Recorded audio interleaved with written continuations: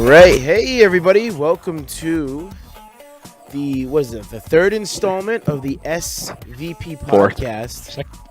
Second, like a monthly one. I think. Technically the third. Yeah. But who knows?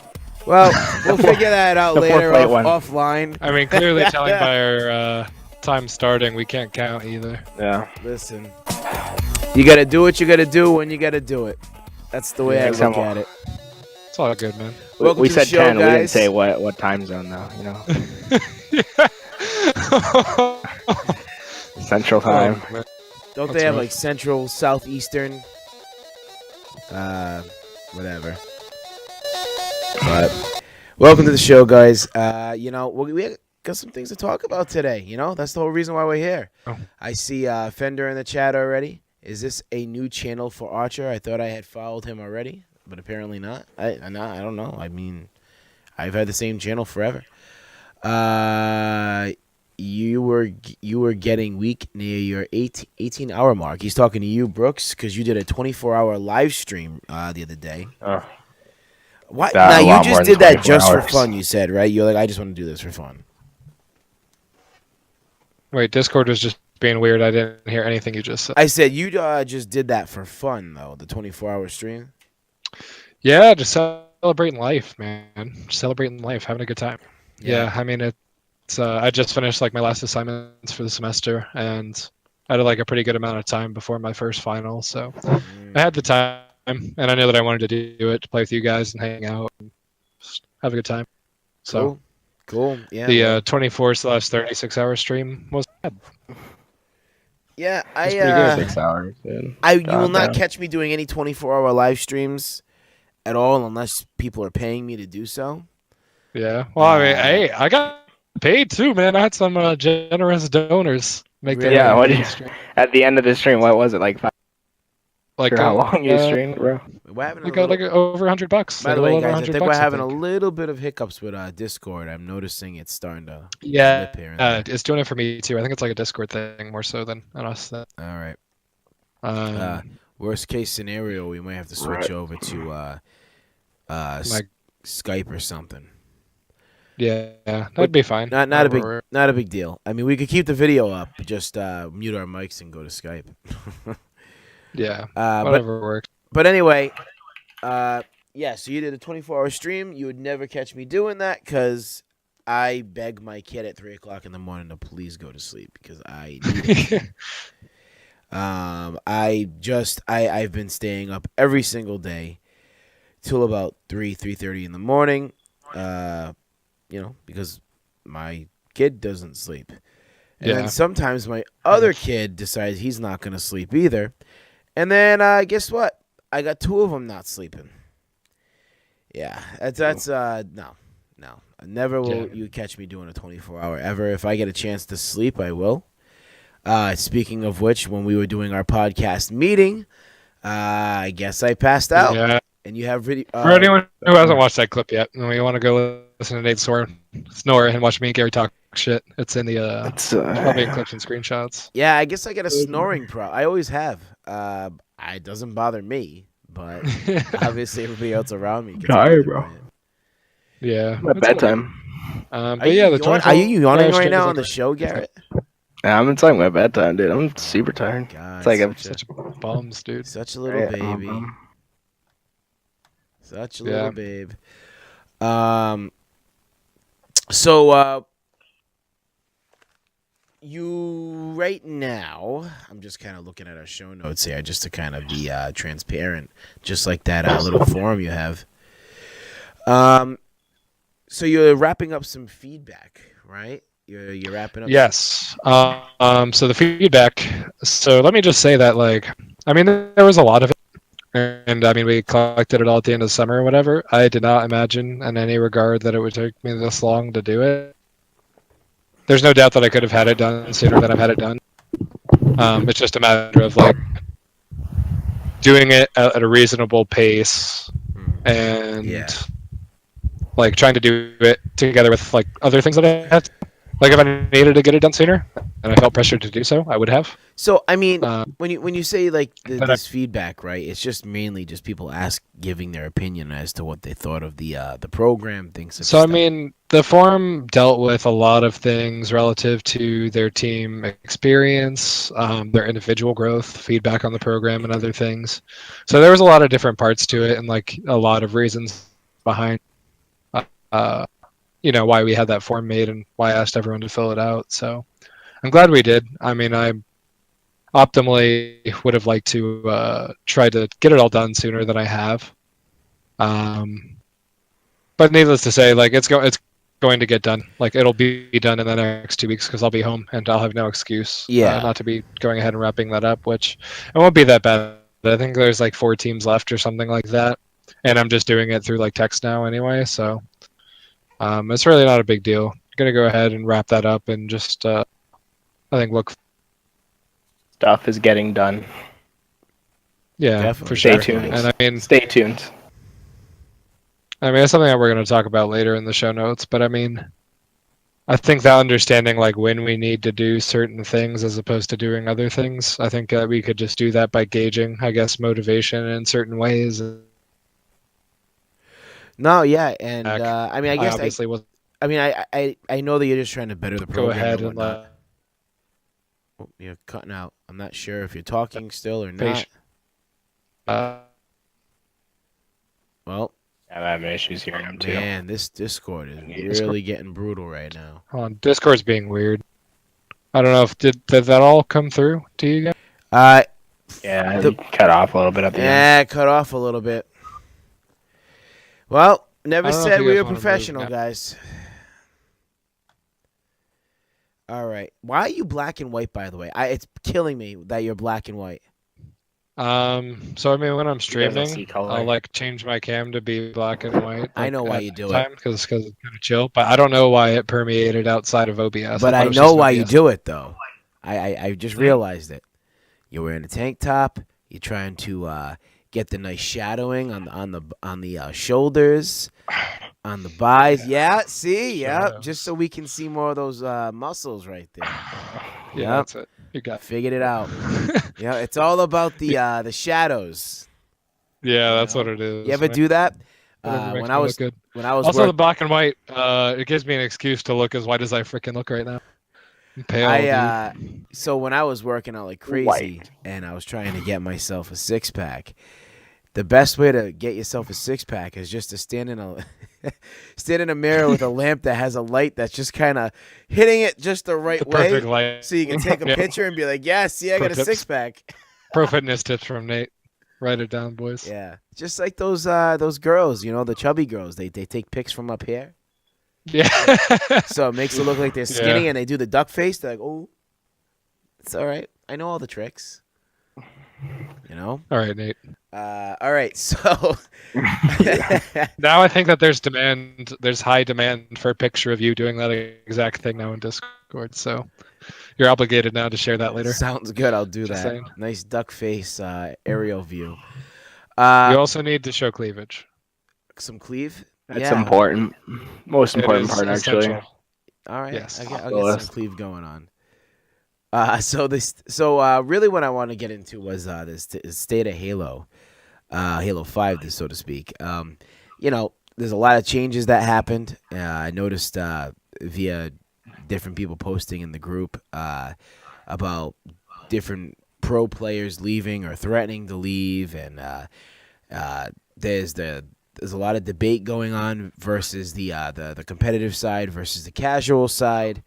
And I wanted to kind of touch base on that and kind of talk about that with you guys.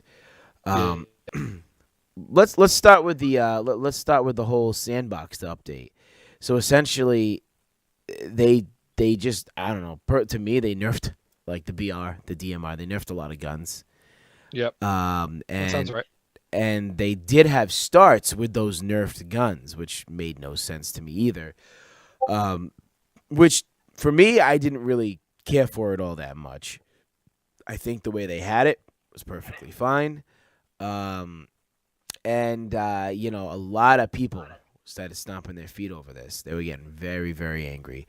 I mean, do you want to elaborate a little bit more as to what they actually changed and why people were getting mad, especially on the competitive end? Gary, do you want to? Okay, so what do you do with the BR's garbage? DMR.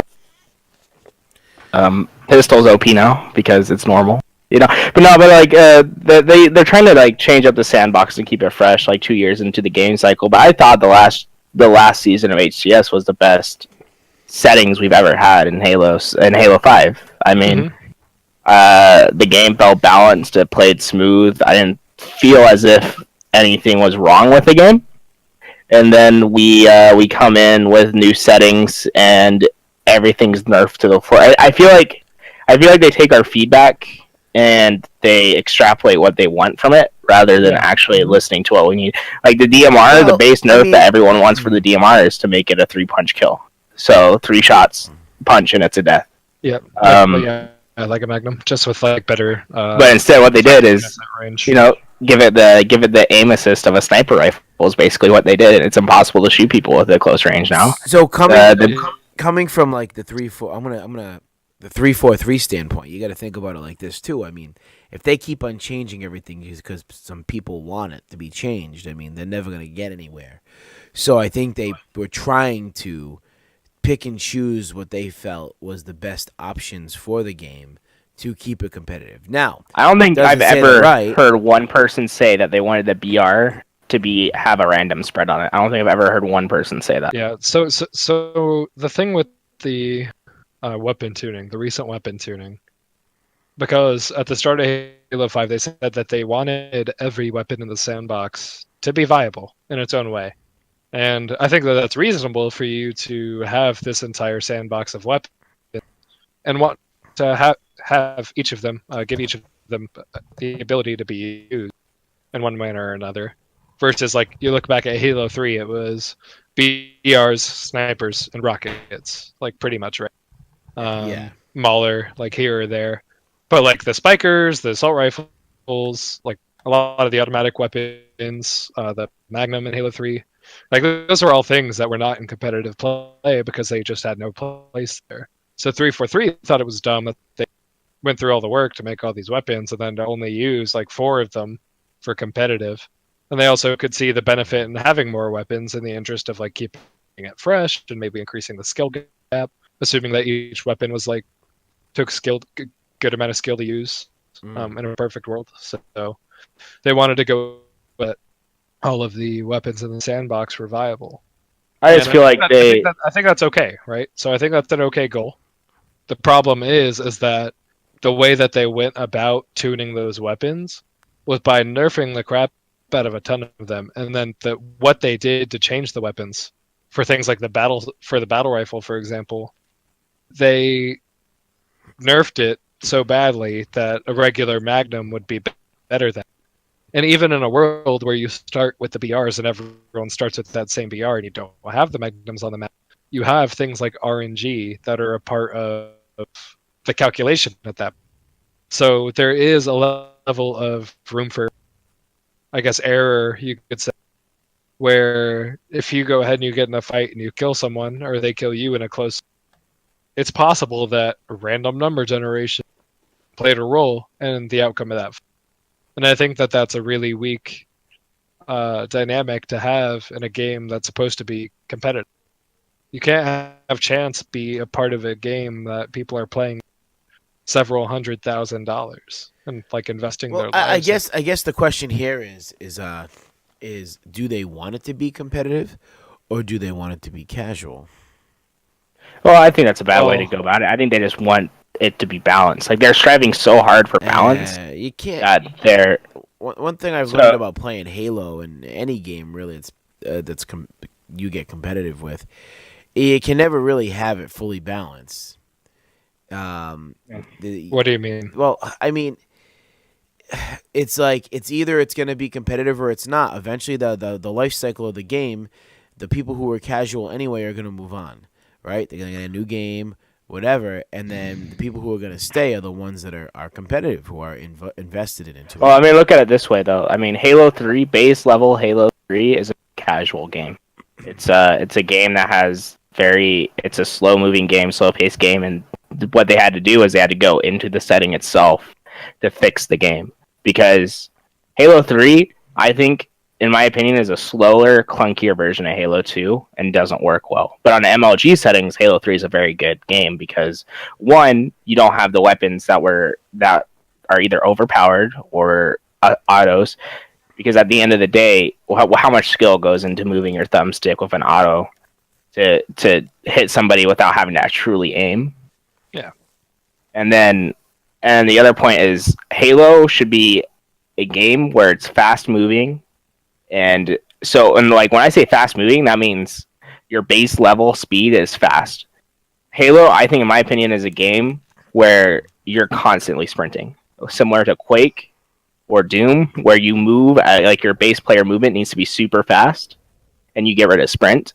Like, this is my ideal way for Halo 5 to be fixed, or for Halo 6. Halo 6, my wish list for Halo 6: no sprint, 120% movement speed from what we had in Halo 5 or Halo 3. So what that means is that we have no more sprint, but we're basically sprinting the entire time. That makes gun engagements harder, faster, and more strafing happen in those gunfights, which increases the skill gap. Number sense. 2, have a balanced personnel of weapons. Whether you want to have it like a sandbox in Halo 5 where you have a large arrangement of weapons, you either need to balance it in a way where autos aren't a part of the meta, because autos are just inherently uncompetitive in an arena shooter like Halo, and from there, and then you get rid of a lot of the Spartan abilities. If you do maintain sprint, then you have to have the radar that we had in Halo 5, the newer radar, because that actually makes sprint tolerable in this game, in my opinion. Mm-hmm. And because it gives you. Well, why can't we just rip radar out altogether? Back in the day when if we have sprint, we need radar. Yep. If we don't have sprint, we don't need radar. Because the ability tracker, I agree with you, Gary, on having the radar if we're going to have sprint. Because Nate, to answer your question as to why we can't remove radar, is because the sprint doesn't give enough sound off for you to be able to tell where people are when they're sprinting. And if you're in a game like that where there is no radar and you can't hear people sprinting, they have no incentive not to sprint, and they're not punished for not sprinting. So you have people who are sprinting constantly, and then that makes that's like not intended for how it's used. So what the ability tracker does is it provides you incentive for not sprinting, because you're able to get around the map without being moved, without being seen on. I get what you're saying. It makes the game completely different if it had the radar off. But I mean, in the same way, it makes you kind of... we get back to Halo 4 and Halo Reach and what happened in those games when we don't have radar and sprint. It's just everyone sprinting constantly in the game. And I think Halo 5 did a really great job with the new enhancement, because it punished you for sprinting when you have the new radar, because you show up on radar, and 2, you have to get your shields back before you can sprint, or else your shields stay low. And that was brilliant. Whoever came up with that game design in this game, that's brilliant. That's a great way to fix the sprinting problem.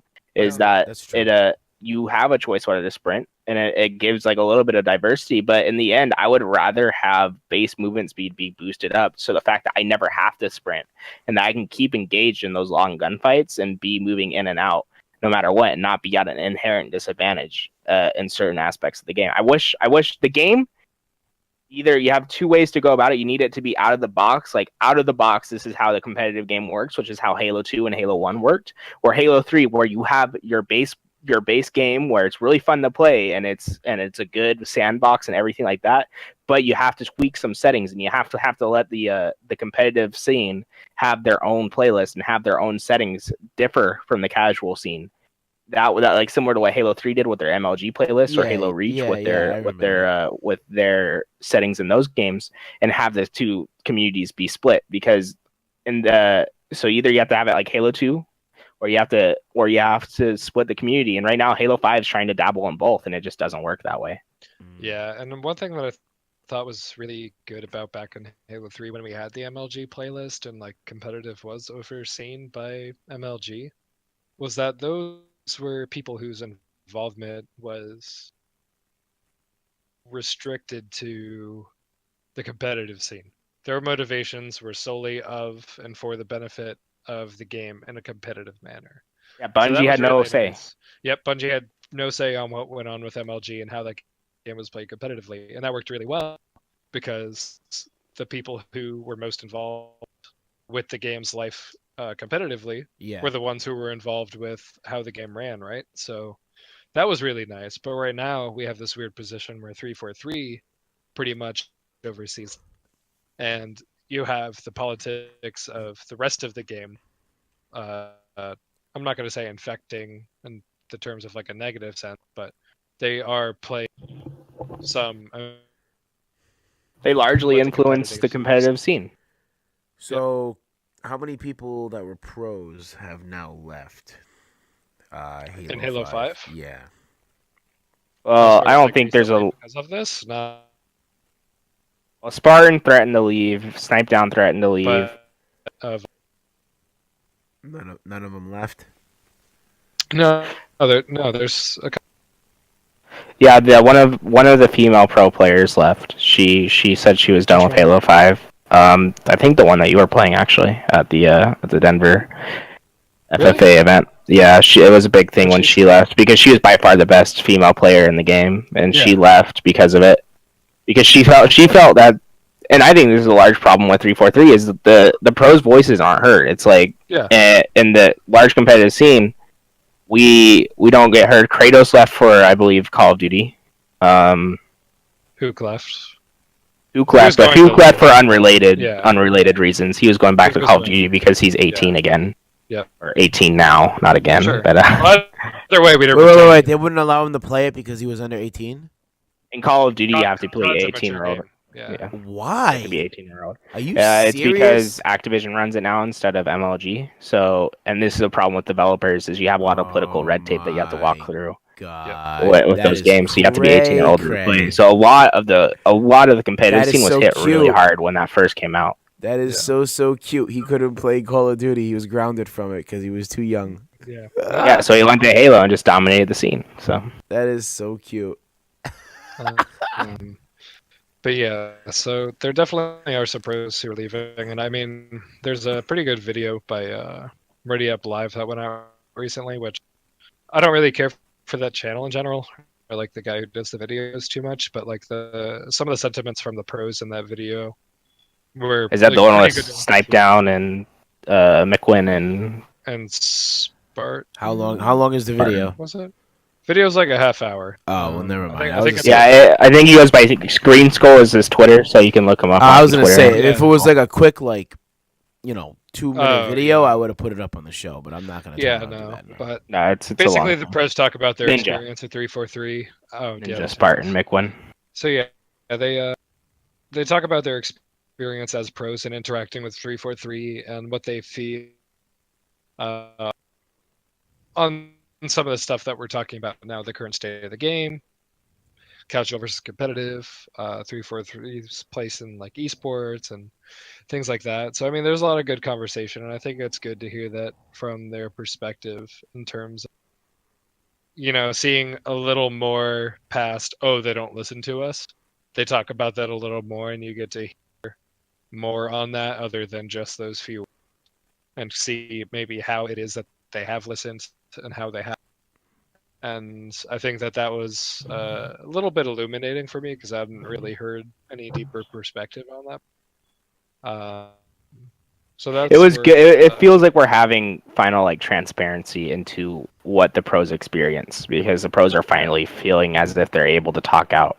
And before it all, they tried going behind closed doors and getting things, have their feedback. But when as soon as your feedback, you feel like you don't get heard, and they have to use a platform available to them to make themselves heard.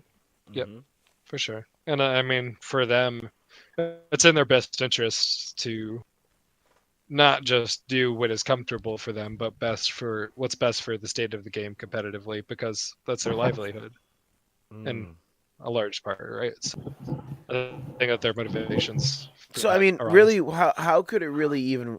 I mean, I guess it could just affect. Why couldn't they just leave the settings the way they were for that game type, but everything else be changed?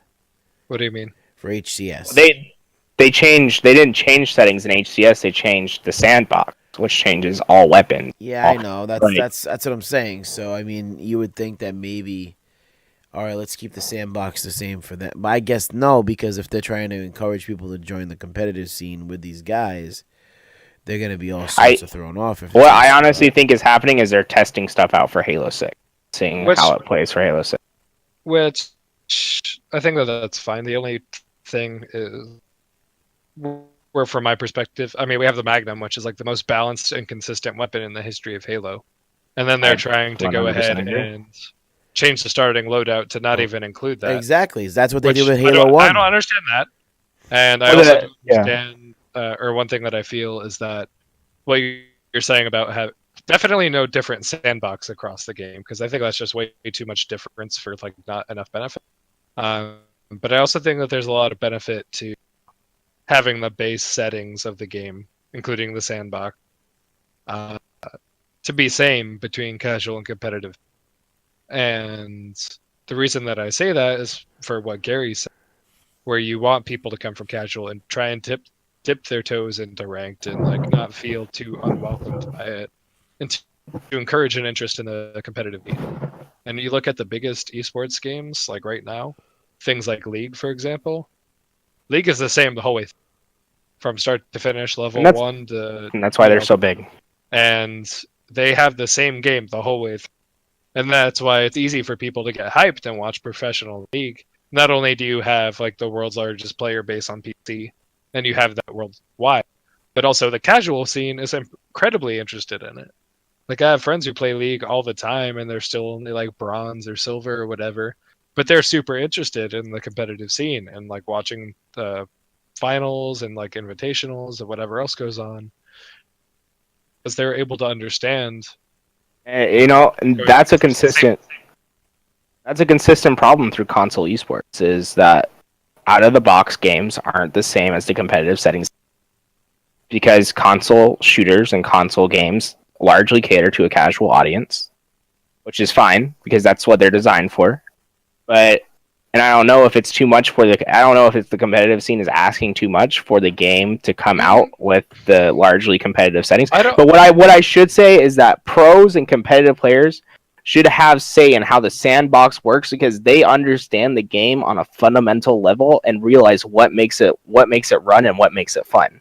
Casual players might like aspects of the game, but pro players realize, hey, this gun does this gun does this, and like base movement does this. Like they understand the core of the game and have more hours and more. Like T Squared said something on Twitter, which I thought was really inappropriate way to say it. But what he was saying was really inappropriate way to say it. But what he was saying is, I have hours, like days of experience playing this game. I understand how it works and I understand what makes it fun. You might like something because of one little niche thing, but I understand why that niche thing works. Like we understand the game on a more base level than 99% of the scene does. Like players I have 42 days on Halo, like on Arena Halo. Yeah. And like that's more than probably most of the people at 343 have. What about it? I agree with the second thing that you said for sure. The first thing about like out of the box settings, I don't know that that's really that big of a deal, because even on PC games they constantly have to tune things. Oh, lost all that. You guys are cutting out of me a little bit. You guys heard all that? I don't know, Discord. Discord's acting up right now. What's the last thing you out of the box? Out of the box is what I heard. Start. Did you hear why I disagreed with that point? Nope. Oh, okay. So the reason that I disagreed with the out of the box settings was because you constantly have tuning and updating, like season in and season out, and things like League and like other PC games. There are changes, but those changes are across out of the box. Like those changes are across to everything, not just. But when I say out of the box, that means you pick up the game and that, like you put that disc in your drive, and there's no changing the settings. There's no changing anything, and that's how the competitive game works. That's what I mean by out of the box, and that's how it works with League, CS:GO, Overwatch, Like that's how it works. Is you plug that game in, and the first game you play is how the competitive scene plays. Okay, I see what you're saying. Okay, that's different. So when you put Halo 2, when you put Halo 2 into your Xbox, that's how competitive is played. Yeah, so that the settings are consistent across the span of the game. Yes, I definitely agree with that, and I also agree with what you had said about needing to get better feedback from. I'm not going to say the community as a whole, because I think that some people just get too caught up in whatever, and I think that's myself. And I think listening to the pros in general is probably going to be a pretty good idea for the reasons that you stated. And I know for me personally, one of those examples of them knowing what's best and the community maybe was just for me personally when they wanted to introduce the ability tracker radar. You know, I just like crouching in my corners with my AR, and you know, I didn't want them to change, but then they did because of, you know, pro feedback and stuff like that. And it was really great for the game, and it really opened it up in a lot of ways. I felt it made Halo 5 fun again. Yeah, that's what it did for me. It made Halo 5 fun. I didn't want Magnum starts either, but I like that now, and I don't want to go back to anything else. You know, and I think that feedback from pros and getting that feedback and really taking it in, not just listening to it, but like really taking, I think that'd be a big deal. Well, Nate, you're a player that's not, you're not like me and Brooks. That's gonna be like, we're not as competitive as you play out at the bell curve of the community. You're in that gold level. Yeah. Like, if you had to change one thing about Halo 5, what would it be? Honestly, I'd get rid of the radar. I don't know what you said, but I think really I'd get rid of the radar, and I do agree with getting rid of sprint. Why would you want to get rid of the radar? I think the radar. You're saying if we have sprint, get rid of the radar? I think it's dirty. I think radar's always been dirty. I don't like it. I think it's just. I think you'd be better off removing sprint. If you're playing without radar, you're going to have to pay attention more to what's going on, which means more effective communication with your team. You're gonna have to more impact. Yeah. You know, it's just really going to make, and that means at the same point people can't camp around. You know. But how do you feel about like people sprinting all the? Yeah, that I get what you're saying about that. I mean, let's put it this way: I wouldn't have so much of a problem with sprint if they didn't have that damn charge, the Spartan charge. So yeah, I guess that's fair. I have issues with that. Because when you're sprinting, you can't shoot. So it's like its current capacity is. Go ahead. I don't want to cut you off. No, it's fine. When you're sprinting, you can't shoot anyway. So as long as if they didn't have the Spartan charge, you could run around. Who cares if you run around and you're trying to get away, or trying to run towards somebody. But Spartan charge takes away the disadvantages of charging, which is you can't do damage to people. What the Spartan charge allows you to do is do damage to people while you're sprinting. Yeah, I think that it'd be acceptable just to use a regular melee. You know, I think that's fine. Yeah, with the same lunge. Yeah, exactly. Like adding an extra animation, like where you get homing and stuff like that. I think that's pretty. It incentivizes the sprinting. I also think that they should. I also think that they should. Stick with that Magnum. Maybe increase its capacity for holding bullets, because lately I've been seeing them run out too easily. Bullets. So bullets, as in you have extra clips, or bullets as in you have more bullets in? I think it means more in the mag. More in the mag itself. Like extended mag. Yeah. Like an extended so instead of having 12 bullets, you'd have 16. Maybe a little bit more than that, but That's a lot of bullets. Yeah, whatever. I mean, or what they could. I mean, well, let's put it this way. You could pretend it's a story, right? Or the guy has fucking extra mags on his side. Who knows? But regardless of that, I mean, Halo. That's another thing. Like this is me comparing stuff like Halo 1. I never ran out of bullets. You had the Magnum. And the AR, see, that's the funny thing, is they always said how overpowered the Magnum was in the game of Halo 1, and I really felt like it wasn't that overpowered. Yes, it was one of the main tools you used, just like we do now with the Magnum that they have. Well, I think Halo 5 is largely based off Halo 1. I was gonna say yeah, because you look at like the shotgun and then even the AR in Halo 1 or the rocket sniper, they all had a purpose though, and they all worked. So like if I was up close to somebody and I switch over that AR, I shoot them a little bit, boom, pop them with my fist, and they're done. So again, like I don't know, maybe I'm just looking for more of that like a newer style of Halo 1, which I think Halo 5 is very close to. Well, here's a problem with Halo 1. Okay, so Halo 1, by far the most competitive Halo game. Halo 1, also by far the most unbalanced Halo game we've ever had. I don't think it's unbalanced, but that's it's completely unbalanced. Because Halo 1, you say the pistol, yeah, all these weapons were available to our arsenal, but the reason the pistol was used so much is because it's a 3-shot kill. It's by far the best weapon in the game. It's better than the sniper rifle. The sniper rifle is not a power weapon in that game. It's a jack tool in that game where you use it to get 2 body shots. You can't snapshot with it. It's impossible to snapshot with the that's sniper wrong. in Halo 1. You're incorrect. The shotgun's useless. You think the shotgun is not useless? It absolutely is useless in Halo. I played days and days of Halo 1 on MCC just to in the competitive. That's the problem. MCC is completely different than the original Halo 1. It's the same sandbox. No, it's not. Same sandbox. Hey, the shotgun isn't a great gun in Halo 1. Like everything is not good. Okay. In that game except for the pistol. We can agree to disagree on that, because I guarantee you that I could catch. All right, that's fine. There's a lot of like little tricks that you can do in Halo 1, which is competitive. You had weaponating, you had invis tricks that you could do with AR. So you pick up the invis, you shoot with your pistol, you switch to your AR, you shoot so you disappear faster.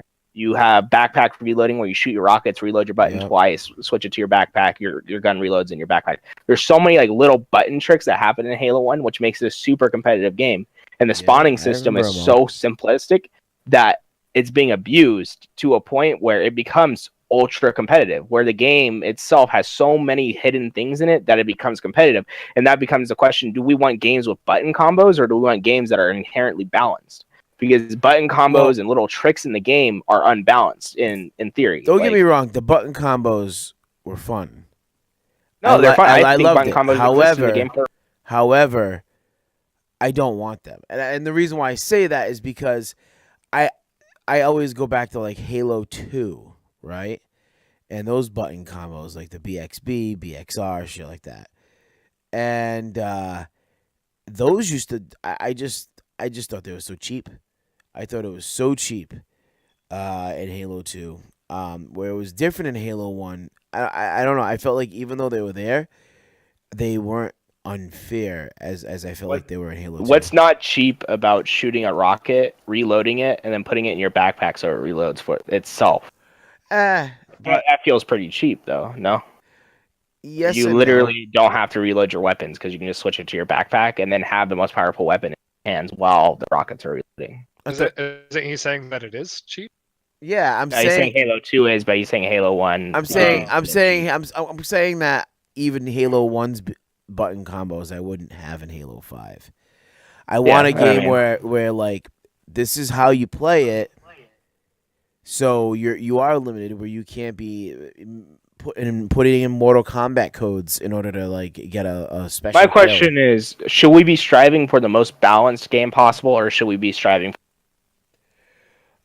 because those don't go hand in hand. Halo 1 wasn't balanced, but it's the most competitive game. It was balanced in a way though, but that's I know what you're saying and I get what you're saying, but it was very balanced because it's not like anybody didn't have those same tools.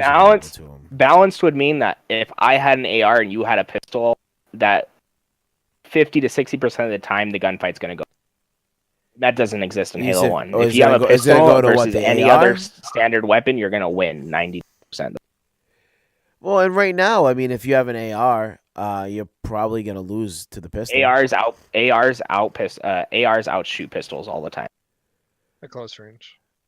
Yeah, even to medium range, as long as because the AR is so easy, and those autos are so easy to aim, that it's super balanced. Those weapons are good. damage and that they're viable. But Yeah. it doesn't take as much skill, though. You see what I'm saying? Like if I make somebody one shot, I can switch to an AR. And I don't have to line up the head because I can just shoot at their body and those shots are going to hit. That is ridiculous. The headshot multiplier thing on the assault rifles, that blows my mind. Why do autos have headshot multipliers? 200 times damage. I guess if you're looking at real world and you say autos should beat pistol, okay, yeah, real world. This isn't real world. Well, I'm reading the chat. Listen, I'm reading the chat. That's why. But it's not real world, and I do agree with you, Gary. So to me, I don't have a problem with the pistol beating the AR because I look at it like, again, Halo 1 pistol, this pistol, you had to actually aim. And then Halo 1 especially, you really had to know how to aim. You actually had to know how to lead your bullets. You had to learn how to do all that stuff. So if you weren't doing that, well, that's you. Even if you had the pistol or not, if you had the pistol, you weren't, and you didn't know how to aim, then you weren't going to be able to get a kill. You were going to lose to an AR. You were going to lose to all these other things. I don't have a problem with the AR being defeated by the pistol. I think the AR it's kind of cheap in the sense of like you just hold on a trigger and it's like that's just insane to me. The AR inherently lowers the skill gap. I agree. Autos inherently lower a skill gap. Because look, there's a lot of players that, I mean, myself, I am not as good with the new settings in Halo than I was with settings because there's a lot of those things that I would use in the game to be better than people that were easy. But I can't do those anymore. So people that can outshoot me with a pistol are going to do better than me. And that's because they have a better shot than me. They're winning because they have a better shot. Exactly. When I out-AR'd somebody, it wasn't because I had a better shot. It's because I was switching weapons and using it to my advantage. Exactly. It had nothing to do with my skill. Yeah, and that's why I'm glad that they've moved to the Magnum Star. Because that we want that skill gap. It made HCS a lot. Yeah, it made HCS a lot more competitive. Yeah, I agree. So I mean, let's put it this way. I think we're all in agreement that we want it to be competitive. I think casual has its place, and I think that's why they have the social playlist. So if they want to make things more balanced, then they need to find a way to just do it in the social side. And like in the settings of the game across both, which would be the same settings. Yeah, well, yeah, and that's the thing. So I think that's when you're gonna get problems. So but I mean, I get it because then there's gonna be this weird thing about just being able to jump over to a competitive where it's completely different. So because you're so used to playing social or whatever. But I mean, if you're gonna play social anyway, I mean, really, you look at the game types that are there now: Fiesta, shoddy snipers. I mean, what would it matter? Even if all the weapons were the same, as far as being the competitive end, it wouldn't make a difference because that's what I'm saying. And for the casual community, like they're not thinking that hard about these things. Like if the game comes out and it ships some sort of way, as long as the game is not inherently broken in some way, they're not going to care like what the radar does, like whether you show up on radar if you sprint or not. They're not going to think about that at all. Exactly. So I don't see what the problem is with like shamelessly planning around the competitive state of the game and then just rolling with that consistency across playlists. Like it's not that big of a deal. It really isn't. But people are going to say it's a big of a deal for people who play like social and like the other ranked playlists all the time and only those. But like ultimately, if you ship the game one way and that's how it is from the start, people are and like casuals complain about the competitive nature of this game, but what they're really complaining about is because out of box when this game shipped, there was nothing for social playlists. I mean, there was no big team battle. There was no like social playlist at all. The Warzone was a thing, but there was no firefight. Like that's what they're complaining about. They're not complaining about the sandbox and how the game actually plays. They're complaining about not the playlist that they expected to be in the game there. It took 5 months for the games that they wanted there. The one thing I never understood about Halo, now coming from being a PC gamer from back in the day, I don't play PC games anymore. I usually just use my Xbox. But anyway, what I liked about when I used to play let's just say Rainbow Six, right? I'd buy the new game. Not only would it come with the new maps, but it would come with old maps. And it would have all the game types, from old and new. I was telling you, like I'd buy like my 4th installment of the Rainbow Six series, and again, all the maps come with it. All you know what I mean? So I think that's the biggest problem with Halo is they just try to change everything, and they don't give you like some of the old shit that you had.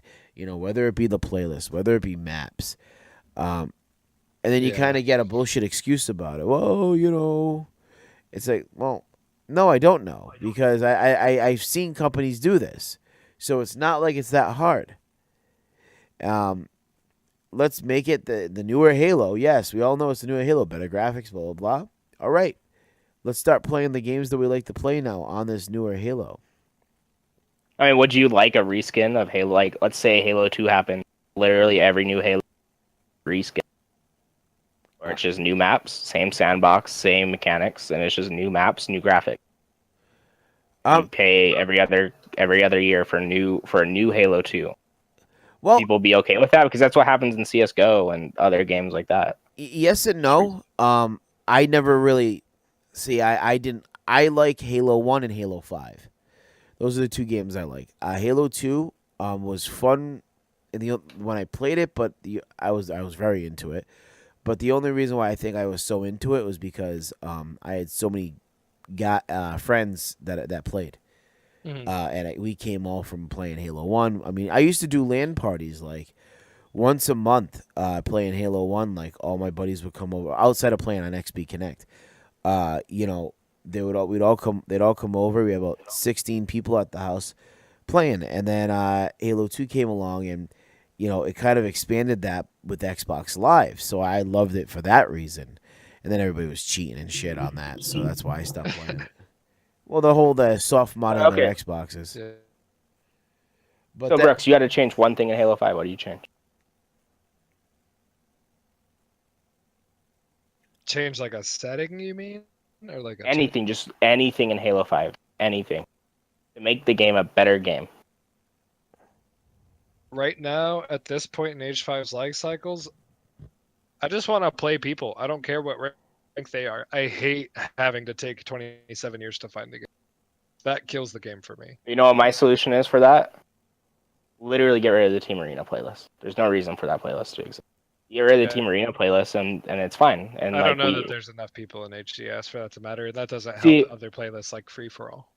But HGS has problems. And I think if you get rid of they always bring this up. HCS playlist population falls, Team Arena playlist stay the same. But I want to see the CSR distribution of players playing in the HCS playlist and players playing in the Team Arena playlist. I'd guarantee you that a large majority of the Team Arena playlist is just unranked players and super low ranked players that are just getting the game. They click A and they click on Team Arena. And in addition to that, there are plenty of people who would regularly play HCS, but because of the ranked nature of it and the chances of higher ranked players like facing teams, those types of players will then play Team Arena because HCS is not available to them. So I think Team Slayer takes Team Arena has an inflated population, but regardless of that, like taking away Team Arena isn't going to fix like the queue time problem. I think it moves. I think less playlists moves people into certain. I just think we have too many playlists, in my opinion. Too many playlists that are so niche and like we have two playlists that are literally the same thing, but they just have different settings for no reason. I want people to be able to play what they want to play, and I think that right now, by removing like the ranks or whatever, I think that opens it up for better queue times. Which I mean, it's hard for me to say that too, because I don't know if people who are lower ranks are having the same queue time issues that I because that's not fair to them if they're having good queue times and stuff like that for them to have to play higher ranked players. But that just sucks for us then that it takes 20 years to find it. Yeah. I mean, the thing is, that's my biggest gripe with Halo 5 right now. I think the settings are fine. mostly. Yeah, but I think I agree with you. Just put everybody in one big bucket and let them all play. Who cares? I mean, okay, you're gonna play with somebody that beats you. Well, guess what? That's real life. Sometimes you lose. It's a game. Yeah. Get over it. Play the game, have fun. You get your ass kicked a couple games. I'm sure you'll jump. You'll join another one, and then you'll end up winning. Winning and getting a couple kills in. Who knows? But that's just what it is. I mean, any old computer game I played or whatever, whether it be Quake, whether it be Unreal Tournament, whether it be Rainbow Six, you would jump in, you'd play. You don't know who the hell you're playing with, and either you're getting your ass kicked or you're kicking everyone else's ass, and that's just how it was. And I think I agree with you, Brooks. I think that's the way they should do it. I mean. And I think that it's defensible to go ahead and do the skill-based matchmaking when the population is large, because there is enough people that the queue times aren't hurt by whoever's in the game, which I think is fine. But when the population's as low as it is right, and the queue times now where I like to play your game, but I can't play it because of some restriction that you've placed on, that's what I don't. What's the actual numbers of the of Halo in general? Who's playing it right now? We don't know. They don't release it. It's too bad. I think it's probably somewhere. It's below 20,000. That's fair. I'd probably say you can 10 on the. I mean, we can look at the most. Well, they were selling. Yeah, they were selling Halo 5 at Target for $5. Well, I mean, Halo 5 is a 2.5-year-old game. I know. Yeah. So somebody might be getting the Christmas stock. And it's been. And you could estimate the amount of people playing it by looking at, for example, Twitch or something like that, and looking at the games that it comes in between in terms of who's watching it or whatever else. And I think there might be actual player numbers. But the population's pretty low, which I don't think is really that big of a deal outside of still wanting to play it the queue time. So moving on, I want to kind of get into moving on. What does that mean for us? Yeah, I think that's the next. Exactly. And what does that mean for us? Are we having a return of another season? Yeah. If so, what does that look like? So talking about the state of the program. So we're in this situation now where motivation is pretty low for some people. For if we went the average level of motivation for everyone who played last season, it's pretty. That being said, there's still people whose motivation are quite high. And this presents a problem for the program and for me a little bit personally, because I'm overestimating the amount of effort that the people who don't want to put in any effort right, what they want to put in, and I'm not putting in enough effort for the people who are here. And where'd Nate go? He's gone. What the fuck? He left you. Probably the baby or something. All right, well, I'm gonna keep talking. So, so that hurts those guys who are still here and still dedicated, and I think that really sucks. And that's why my motivation for certain program thing is really low right now, because I'm not even sure that the time I'm putting is the most efficient way for me to use my time. And my solution for that would be to go ahead and reevaluate. I think reevaluate the way that we do certain things. And the reason that I'm hesitant to go ahead and push into another season is because we don't have that large number of people who are motivated. And even in that type of structure, I'm still not able to put in as much as I want to for the players who are all dedicated. There's no way to be sure that all those dedicated guys are getting what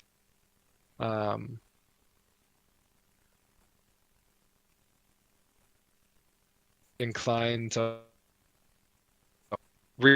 He's lagging very a lot. Yeah, you just started lagging. Recently working on. Brooks, if you can hear us, you're lagging. You gotta reconnect to your Dunkin' Donuts connection. Hold on. What's the last thing you heard? You know what? I don't think I heard a thing. Well, you were. No, I mean when I got back here, sit down. I didn't hear anything. We're talking about your time not being efficiently used. Okay, so it's just like it's hard for me to want to do like program-wide things and like constantly work on stuff for everyone when I don't feel like that many people are getting use out of it. Like there are people who are in the program and like in the Discord who are not constantly trying to like work on their game and improve. And that doesn't hurt me because I feel like they don't care. Like on a personal level, like I don't care if you don't care. But it hurts me in the sense that there are people here who are dedicated and still working on their game, like every guy in Kitty Squad is, and I can't put in the time with them, or I'm not as motivated to go ahead and make these things that I would on a program scale, because of other people like not being motivated, or like people who got stuck on teams with teammates who were less motivated. Those guys' growth got hampered by people who were not. And so let's talk about solutions then. I mean, how do we solve? So that's the next thing that I started talking about when I was. So I don't think that rushing into another season or something like where there is more commitment and reason to, I don't know, be less inclined to stick with things or whatever on like a large scale. I don't think that that's a solution. It gets people playing, but there's like not as much growth as I think there could be if I make the program something that's like restricted, like to an exclusive amount of people, and we are legitimately like working on their watching film. Everyone in the program knows what they're working on and what their next steps are to take as a player. I think that that's something that would be high value. They get the people in it at that point would get a lot of. And right now, in the way that we're structured and like not really working on it, they're so ideas of what that number is, but what number cap at? I think it depends on how much we could put in from like an instructional side, and while keeping things organized and focused. For me personally, like if it was just me, and I needed to like pick a certain number of people who I was going to worry about each of them individually, and like make sure that they were like working on their game and they knew what they were doing and what they needed to do to improve. Mm-hmm. I can't see it being more. Well, then that becomes a point of, do we have enough coaches, and so the number is completely dependent on motivated working coaches then. Sounds. Yes, I would say so. So it could be 100 people, or it could be 50 people, or 30 people, depending on how many. Yes, I would agree with that. And that's something that we are in short supply of right now. Is we don't have a high number of coaches. We're a little short-handed. And we run into that issue. A coach isn't even a high-level player. We know the difference between having a high-level player and someone who's going to work with the players, like you or I have, or Arrow, or like Josh. Yeah, I mean, you could see the benefit that Arrow has provided for his team when he coaches no doubt them. about it. Yeah, and same. We could have a player that's 10 times better than us, but if they don't work with their players, then what's the point of having them? They have no value in hanging out. That's what I'm saying. So I mean, when I'm finishing the feedback, I'm going to be what we need to do moving forward. And ultimately, because this is something that I do in my free, I want to do it how I want to do it, and I want to do it in a way that makes me feel like my impact is being the way that I think it. And whether that is a season, or whether that is blowing up the program and, I don't know, rebranding to something else where that has a significantly different structure, I don't know. Really? But I know that Drastic stuff. having this many people in the program right now with as little instructional availability as we have, that is something that I'm not comfortable with, because it's not a quality experience for those who are here and who are dedicated. Right. Well, then why don't we make a push to recruit more high level? Provide the time. I don't have the time to. Right now, I do not have the time to do that. That is something that takes. It takes a lot of time to. It takes time to like sort through applications for people who just want to come into the program or play. It takes a lot more time to get someone who's going to come in, and they're supposed to have an impact on these players. Like, I'm out here trying to change lives and all right, and to get people who are on board with me to help me do that, the amount of time that it takes to just go ahead and get someone like and try and see if they're going to fit that takes time. Well, here's a drastic. You want to hear like a drastic solution, like a solution that I think actually, but by far, I mean, no, I'm not saying that we do this or anything. This why, like, if we want to know that we're getting players that are committed to making players better, then why don't we make the program a paid thing where if you want to be in the program, you pay either a monthly due or a one-time due, and coaches get paid. I'm going to refuse to do that too. Yeah, you see, and I understand that, but but that is a way where we get players where one, you paid money. So if you want to be here, you paid money to be here. So one, you're going to be here, you're going to be grinding, you're going to be king, and you're going to want to get your money's worth. Yeah. Two, there's incentive for coaches because they're getting money. There's no doubt that there's benefit to it. There's no doubt about it. But it alienates a lot of people. It does, and that's why I won't do it. I'd rather have a small program that's free for people who want to be here than make something paid that's going to help a ton of people. That's more important than alienated. Mm-hmm. And so, what's the deal with the website and Discord revamp?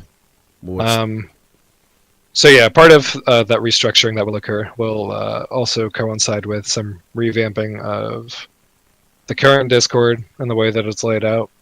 I want to go ahead and make sure that all of our resources, that there's value that is added by the website and what's in the Discord. I feel like the Discord right now is a little messy and unorganized, kind of in the way that like a room would become unorganized over time. Tend to it. So I think that there's going to be some more cleanliness brought to that. The website obviously doesn't add a lot of value for people to fill out an application, which isn't any different than a Google. So I think that I'm going to go ahead and simplify the website as well, just to be like, hey, this is what we're doing. This is a video of us doing our thing. And I don't know, maybe a link or two about something.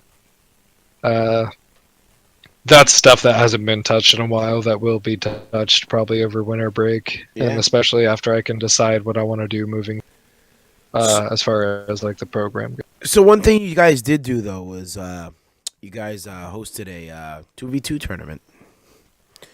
Yeah. And how did that go? So that was a lot of fun. We had a pretty good tournament, which is good. The coaches were able to go ahead and get into the action a little bit this time, which was fun for us to go ahead and play with some of the players, both with and against them. So yeah, we don't get a lot of opportunities to do that, and it's nice because, I mean, we get to play and have fun, but also it provides a lot of value for players who team with us because they're learning things and preparing for this type of thing with us.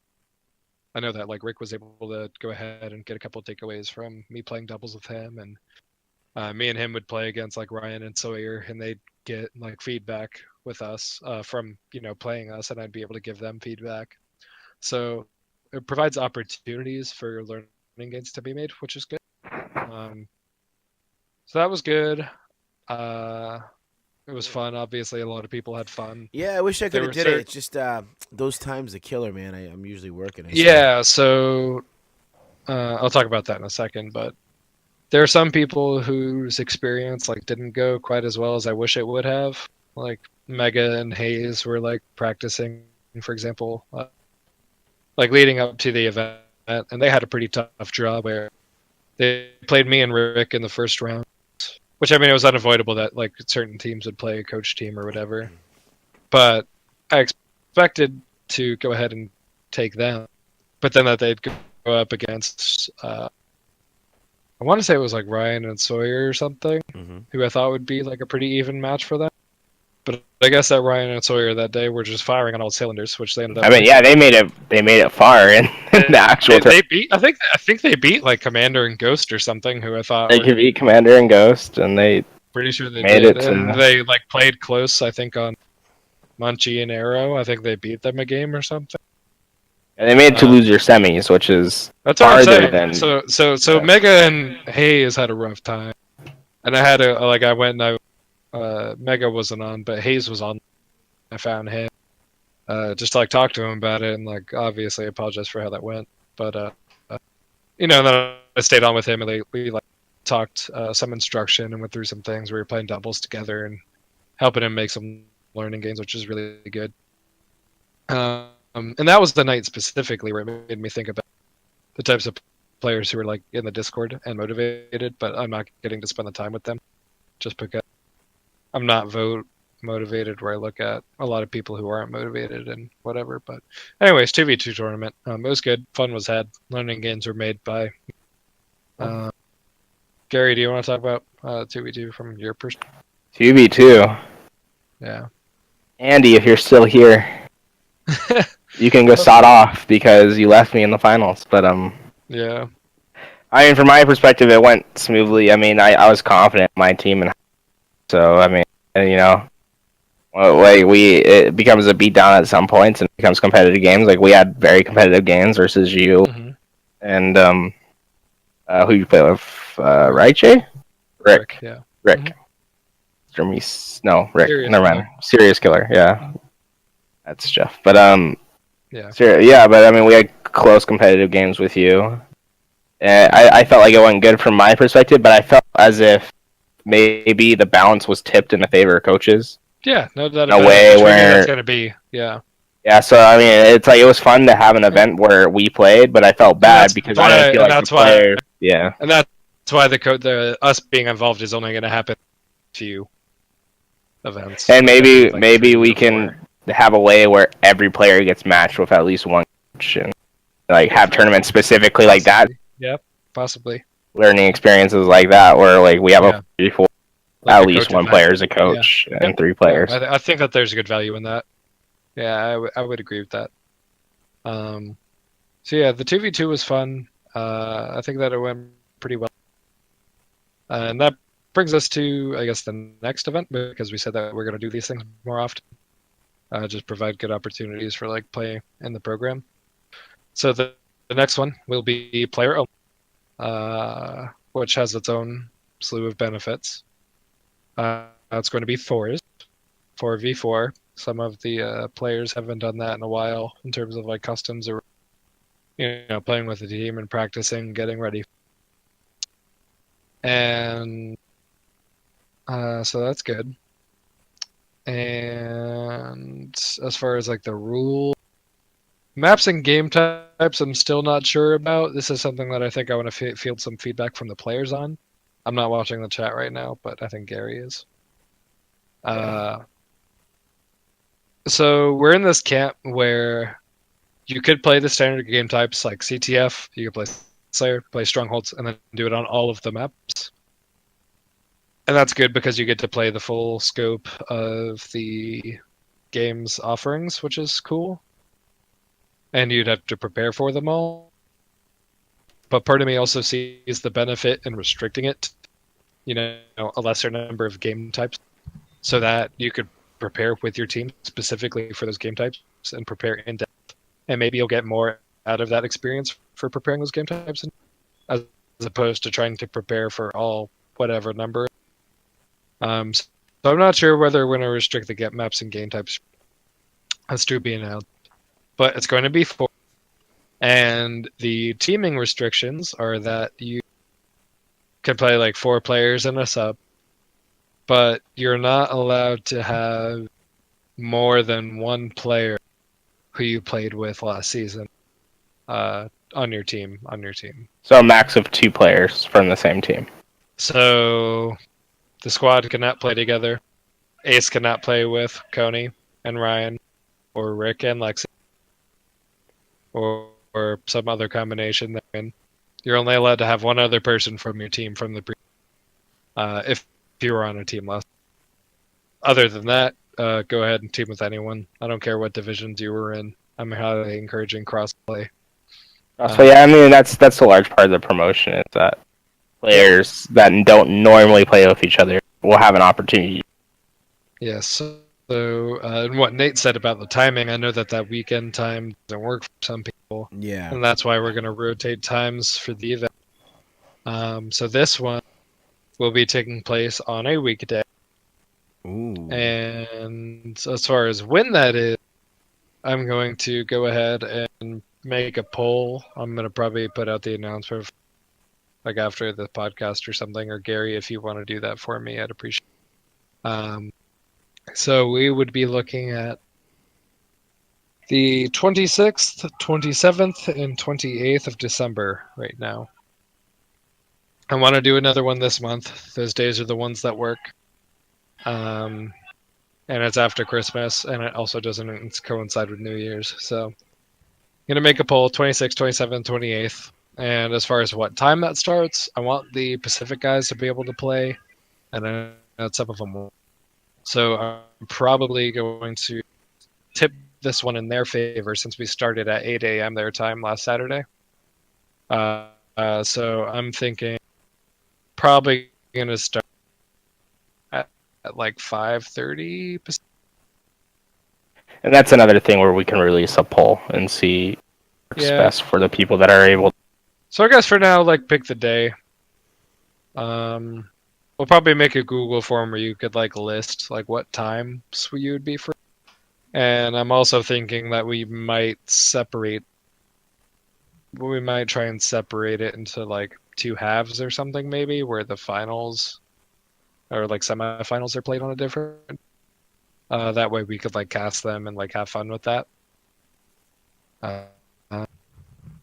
And it would also like fix the problem, I guess, that would come with starting this type of event that late. So I'm not sure. It depends also on like how many sign up, because if there's only like 4 teams or something, that's not that big of a deal. Then we could just breeze right through it. So yeah, we'll have to see what the numbers look like. But for now, we're just going to start with the day poll. 26th, 27th, and 28th in December. That's the last week of December. Tuesday, Wednesday, Thursday. So we'll see, I guess, how that goes. But I don't think there's anyone in the chat like post anything about that? Nah. No. Okay. We're all good on that end, but I think we should be getting close to wrapping anyway. I mean, let's see, because we've been going on for a little bit over. Just some general, I guess, Discord PSAs. I mean, we bring it up almost every podcast, but there is so we encourage you to mute channels where you don't get notifications every time, but please make sure that you keep your @tags as an @everyone, @here, or @your name enabled, so that way if we do need to get in contact with you, that we can. And if you ever get blasted at everyone, it's usually information that we'd like you to know. To make sure that that's not being ignored. That's, I think, going to be part of the Discord refresh, is that I'm going to have to like make sure that everyone does not have the everyone and here tags muted, because people are like, oh, there's a lot of them. And I'm like, you've clearly never been in like a Discord server before where they just use it for like every freaking thing. Yeah, I purposely have restricted everyone tag. Like, there are servers where everyone has the ability to use the everyone. And it's probably the most annoying thing in the world. That would ensue. That is a regular thing for some people, for like some servers. Me and Gary have it. I think Munchie has it, and that's it. And I give Gary and Munchie crap like half the time they use it anyway, because I'm trying to restrict it to a thing where we're using that. It's important. I mean, when we use it, it's supposed to be important. Exactly. It's a big deal. So I mean, for people who are muting that, that's like not cool. Where I'm trying to go ahead and like, I put this thing whole together in like the first place, and you don't even want to deal with like a notification on your phone, which is probably going to be on vibrate or some shit anyway. It's not like it's a huge issue for you to have your everyone's available. So for people who check Discord every day, I don't care. If you're going to check it like once a day or whatever, cool. But if you're not going to use it otherwise, I need to be able to like just like hit you up with the everyone tag or like a DM. And I think that probably the people who are like gonna sit here and watch this right now, who are gonna go back and watch it once they get the time, chances are those are not the people that I am talking about. We'll find a way to get a hold of the people that we need to talk. But it's just like a thing of information. People people didn't know what's going on and what like constant problems that we have in the stream, not in the stream is. And I think that's a large one. Is that I think we've oversaturated the use of everyone, which is largely due to my fault because there's only a limited amount of people that can use it. So obviously, partly my fault. But and I think that's a good thing for us to go ahead and have like open discussion with people in the Discord. Like, what do you want to be notified about, and what warrants in that everyone tag for you? And then what else? The chances. I guess we have another thing to talk about, which is community events and like the idea of having SVP branded events that aren't limited to the SVP program. Yeah. So. Spartan V program. Yeah, I know.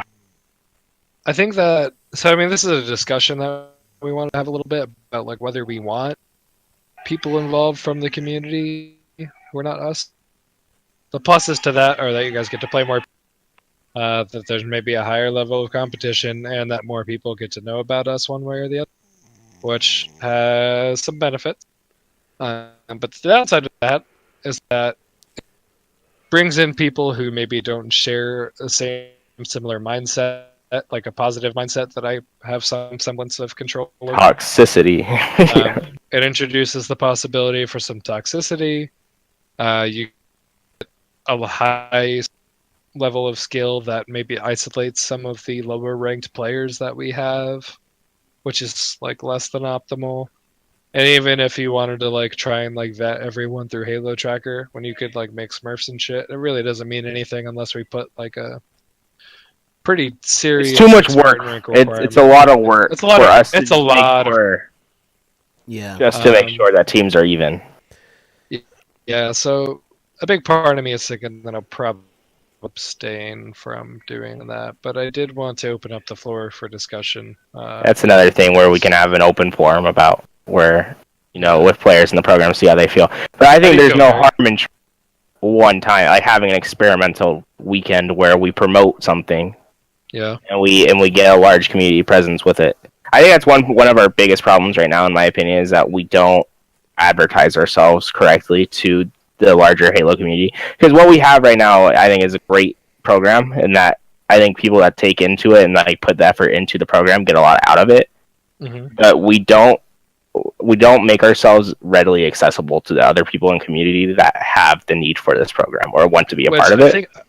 I think that the reason that we haven't done that recently is because I know that we're like disorganized right now, and because of the pending like changes or whatever, I feel like I'm gonna need to do personally to be happy. I'm uncomfortable going ahead and doing that type of stuff on the front end of that, because if we're gonna change, it doesn't make much sense to do that. But if we, a lot of what comes from the program is word of mouth. Talk about, which I think is what I'm comfortable with for now. Yeah.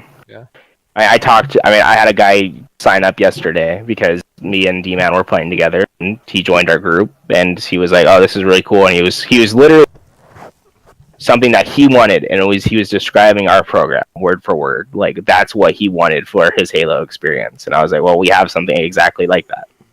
and and then he got super excited, signed up, and is now waiting to be processed into the program. I need to go. I don't know. You'd have to just go through your Google applications. He subscribed to the YouTube channel, so I guess I could find it that way. And I could also just ask D-Man. That's not a big deal. There's probably not too many of them in there, so I'll look. But the biggest thing is that I just want to feel like I'm making the impact that I want for the people who are trying the hardest. And right now, I don't feel like I'm giving those people that. So, I don't know. We need to see. And I think a way to help that is to let those people have a say, and we need to take more feedback, which you do very well. Like you send out the feedback. Yeah, and I'm doing that more frequently. Like I have a mental list in my head of like people who I'm happy are here, who I know that they're invested, and like when I'm thinking of like active people in the program, like I know who they and the other way too. So He's got a list and he's checking it twice, folks. But Saint Nick. but I think there needs to be more defined outlines to make a difference. And yeah. We need to set daily goals, weekly goals, and long-term goals that we have. We need to set good game plans to get those goals done, and that first step to that is us recognizing what the people in the program want and how we can make it better for people in the program. Yep. So, I agree with you, and that's great. So, next thing I wanted to talk about was, did you get any clips or anything like that for the 2v2? Didn't message me. I did get clips, but I got them at the last day, so I didn't get them till a couple hours before the podcast. So it's kind of hard to edit a video when you get it a couple hours before. I'll try to get something. I was pretty excited to see sometime that, this week. That would have been great to see, especially live. All right. Thanks for bringing it up and make me feel like. No. I didn't mean it that way. Yeah. Is there anything else you guys want to touch base on? That we haven't talked I'll let about? Gary go first if he has any. You guys ever have any questions? Anything that you want done with the program? Hit us up. We don't fight. If we're gonna be having that event, we're gonna ask. You want to? By the way, part of that production team, let me know. I'll work with you Andy on that. said, if anybody has any questions on that end, just let me know. Andy said Gary's first goal should be learning not to yell at his team. I yell at my team all the time. That's why people don't like me. On my team, my team hates me. I yelled at Brooks today. You did. You yelled at everyone. I did. It's yell a regular at thing for you. I yell at everyone because there's a way to do things, and you do it the right way, and that's the only way. No, but on the real, it's you got different aspects when they play the game, and I'm a little bit emotional when I play my game. He cries. He always. For some the exact people, opposite. I know it rubs some people the wrong way. I personally like it because I know that you're invested, and because I know you, I know that it doesn't come from a bad place. There are people who don't play with you as often. Yeah, because so but I mean that's a good way. But, that's a good way to determine who you're compatible with. I mean, a large part of playing video games is making sure that you're people that you're compatible with. It's a people thing, no doubt about it. And it's also a big need for transparency and talking about these things. When you don't want to play with somebody, you need to you have to open up a line of dialogue where you can talk about the issues where you have each other, because we're all adults in this program, and except for except for Mystery, little baby. Even though he acts much. Hold on, Gary. Aren't you 19? I am 20. Thank you very much. 20, you just turned 20, so 20, all right. I mean, that doesn't mean I don't know how to talk to people on a one-on-one basis, homie. This means I'm hip with it. I know the memes. Oh, you're hip with it? What are you going to do? Text them an emoji? Text you an emoji. I need to learn how to use those emojis. You guys hear that in the background? Yeah, it's Archer. It's not me. How can it be me? Absolutely Archer. Sorry. Okay. Oh, Notre Dame going crazy. They're so my dorm, they do this thing called Dollar Derby, midnight before final. And basically we have we have a few staircases or whatever in our, and it's 4 stories. But they do this thing called Dollar Derby Monday or midnight before finals week, and they take a dollar bill and they drop, and people will try and run from the top of the staircase all the way to the bottom and then catch the dollar, and if they get to catch it, they keep it. But that sounds like a lot of fun. That sounds like a lot of work for a dollar. Make it into a double dare course. You're damn right. That's why I'm watch somebody just jump from the staircase, massively injured. Not themselves. The whole way, but there have been people who will jump the last flight. Yeah, you see, that's how you get injured in the school. There's no more Dollar Derby anymore. Anyways, so last messages for me. I think that I just ask you guys bear with me while I'm still finishing stuff up. Also take it away that I'm taking the state of the program very seriously. So for people who are thinking that just because I'm not talking to them about one thing, or if we only have an event once or twice a month, or if we're not in a season, that I'm not trying to think about that. I just want you to know that it's very much important to me that people who want to get better getting some extra help doing that. So definitely take that away. Yeah. Besides that, look for an announcement for the poll for fourth. Oh my God, they're having some fun back there, huh? Yeah. So besides that, like happy holidays. Thank you to everyone 10 times over who came out during the 24/36-hour stream. I had a ton of fun. By the way, before we get off, I have a bone to pick with you. Me? Eating on a damn microphone. I wanted to reach through and take It's whatever almost was as in rude your as hand. snoring on a microphone. No, it's Yeah. different. It's different. Completely different. Yeah. What I did was involuntary. I just passed out. He took whatever the hell he was eating. It sounded like there was What was I eating? it was slurping and chewing and crunching. It was insane. It was hitting every nerve in my brain and just firing on all my cylinders, wanting to like I wanted to like fight you. Wow. I Or was sounds like a very aggressive person. I was like, wow, we need to have an MMA match now. Was I eating cereal? I don't know. Probably. That sounds about Actually, right. you were I was eating eating cereal. I remember you telling me I was. Yes. Slurp your cereal. Oh my! I don't know what it is with noises in food. Especially when it's amplified on a microphone. I just can't, man. It's nothing. It's not you. It's what I'm you were looking doing. for food next to me now, just so I could eat something. Seriously, I mean, whatever. I mean, Nothing. you were streaming for 24 hours, so it was kind of cool that you were playing different 36. games, though. I like that. Wait, you ate during your 36-hour stream? What's wrong with better than can't eat? Archer might be listening to you. Have a protein shake. You know, Have a protein shake. Like that. Like, is that what's annoying you? that doesn't bother me as much as the chewing.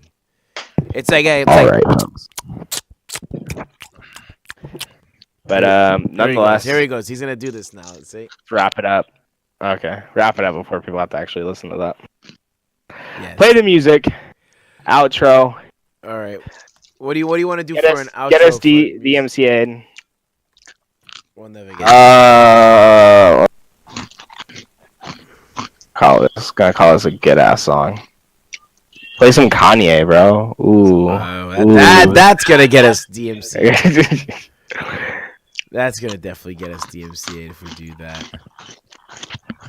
Just find whatever non-copyrighted. Yeah. Well, you know what? Whatever. Well, we could just end it. No music. I was gonna say we're just gonna not do any music right now because I never had anything queued up. We gotta talk about that. We should probably do that on the notes, huh? But anyway, we're gonna end it by just listening to Brooks chew. I think that's the best way to do it. Listen to Brooks chew on his Nilla wafers. I hope. Aren't you supposed to be cut in, Brooks? That's not very good cut food. I hope that literally goes down the wrong hole. This is for the stream. For the stream. And they're reduced fat. reduced. That just means they put Means aspartame they put more in sugar in it, No, bro. they put aspartame in it, and then they're like, "Oh It's no, supposed to there's no be sugar." high fat, low sugar, not high sugar. It's supposed to be the new thing. Hey, I'm still doing okay. Yeah, I I think mean, I'm, like, from the looks of it, why don't you do a little flex on us? Make everyone see how cut you are. Boom. So, Boom. That's a little bit of thunder and lightning right there, guys. See foods like he's about to fight someone. That's Yeah. pretty accurate.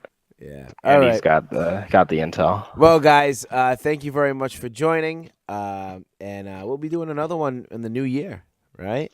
By the way, me and Brooks, you're more than welcome too. But me and Garrett were talking about possibly doing like a side podcast on top of that, just for fun. And About Halo. That's outside general of stuff. just general what? stuff. Just to talk about what? Like just about Halo Everything. in general. Everything. Or, like, in general. Halo, video games, general. I would love to. And I think it'd be great because It's a good thing that you're not invited. Then end the podcast. Let's go. Drop the mic. all right, guys, you have yourself a good night. Goodbye.